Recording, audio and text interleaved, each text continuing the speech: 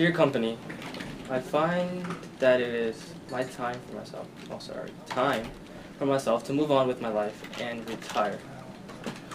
As you all can see, I'm not getting any younger, and although my time as CEO for 8 years is up, I think my term is up for good. Since my last term is coming to an end, as a token of my appreciation, I'd like to give the new manager spots away to who I feel fit before the next CEO comes into office.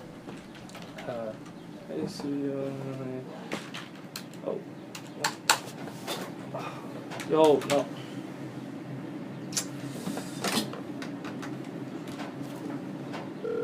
Come on.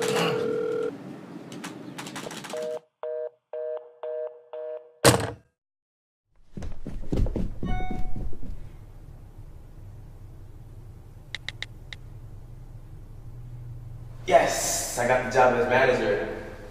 And last night too. I didn't even see the email, but as long as I got the job, I don't care. I'm about to go get mine.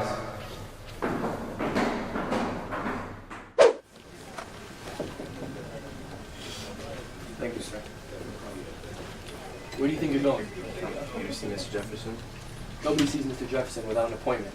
And besides, most of his work comes to me anyway. So how may I help you? I was appointed a manager here in one of the branches, and I'm trying to get my promotion now, sir. Let me check. I'm sorry, sir, but you don't have the job according to my records. The job was given away this morning to someone who has never worked for us before. That's impossible. I have the email right here. Let me see the email.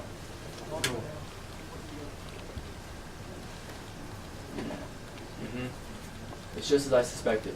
Sir, your email was sent at midnight, which is technically after Mr. Adams' terms expired. Therefore, the email and its contents are null and void. You're playing with me, right? You're playing with me. I deserve that promotion, and I'm going to get it, one way or another.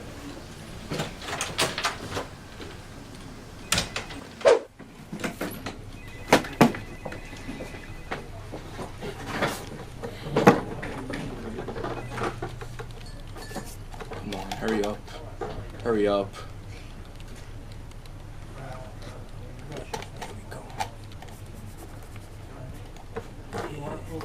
Yeah, this will show him. This will definitely show him.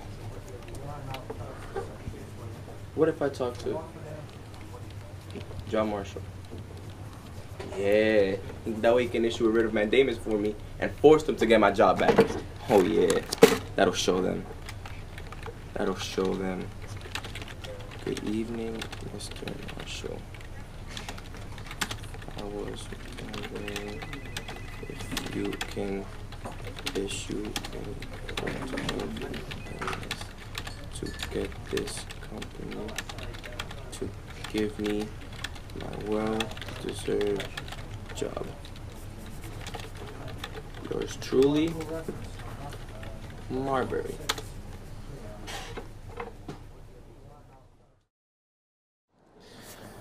Marbury.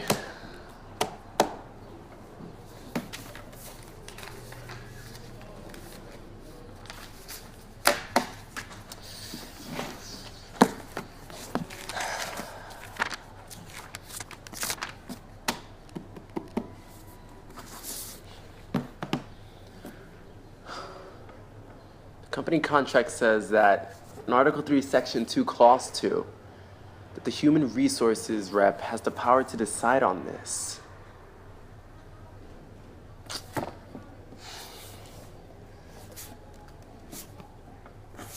But also the HR rep I can issue a writ of mandamus. Well, first, should Marbury have gotten this job? I mean, yeah. He also did the right thing by coming to me to see it, so too, but can I really enforce it?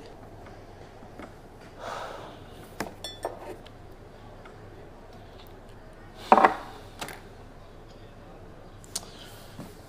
can't give Marbury his job, because it's not the original contract. It says nothing about a writ of mandamus. It comes from expanding the original jurisdiction from the HR Act of 1789. I'll find something. Marbury can get his job. I can find something for him.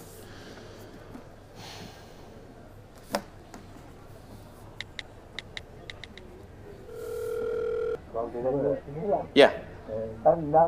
It's me. Yeah. So the problem is that the law passed by the company, but the company contract says something else. Yeah. Exactly.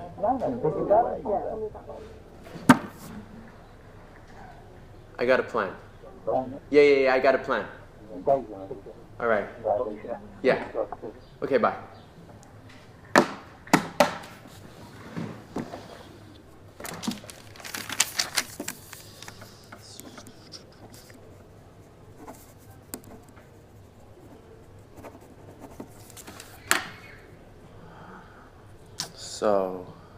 So I'm going to give myself a law that declares laws unconstitutional toward the contract. Judicial review. Aha! Yeah. I took an oath to the company contract, so if anything, I live by this document.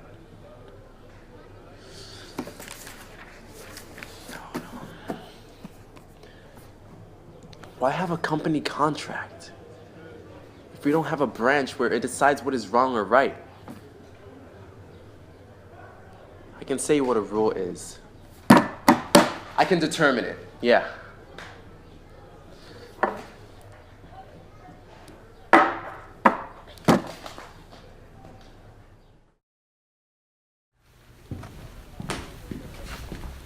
Marbury.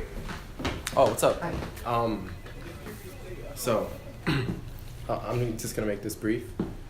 I know we're like-minded people, but I can't give you the job. It's just the court doesn't have any way of enforcing the decision. But I mean, your ruling can live on forever. I'm sorry.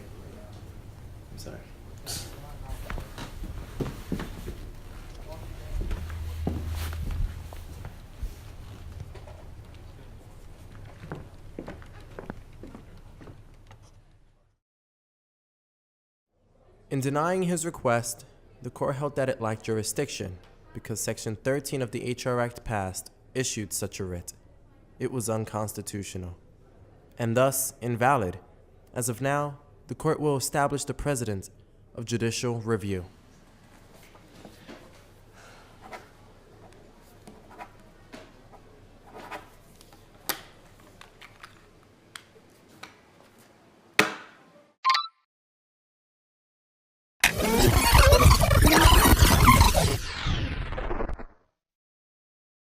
Good morning or good afternoon. My name is Oliver Mendoza and I'll be your narrator for today. I'll be jumping in every now and then to break down what is happening in this modern interpretation of Marbury v. Madison. So, this is John Adams, and he is sending letters of appointments to his judges. This was known as midnight appointments because he was voted out of office, making the appointments rushed and delivered late. Since John Adams was a Federalist, he sought to appoint like-minded judges. William Marbury had been appointed a Justice of the Peace for the District of Columbia in the final hours of the Adams administration. Marbury petitioned for a writ of mandamus compelling delivery of the commissions. A writ of mandamus is an order from a court to an inferior government official, ordering the government official to properly fulfill their official duties or correct an abuse of discretion. Marbury strongly believed that if someone could get him his job, it would be the court. So now this is where it gets interesting. Chief Justice John Marshall, writing for a unanimous court, denied the petition and refused to issue the writ, although he agreed that Marbury deserves it.